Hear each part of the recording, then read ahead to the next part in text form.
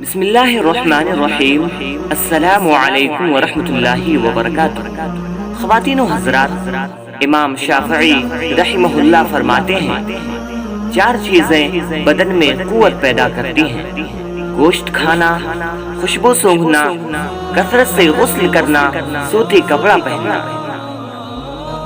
4 چیزیں نظر کو تیز کرتی ہیں: خانہ کعبہ کے سامنے بیٹھنا، سوتے وقت سرما لگانا، سبزہ زار کی طرف دیکھنا، صاف جگہ بیٹھنا۔ 4 چیزیں عقل کو بڑھاتی ہیں: فضول کلام ترک کرنا، مسواک کرنا، صالحین کی مجلس میں بیٹھنا، علماء کرام کی صحبت اختیار کرنا۔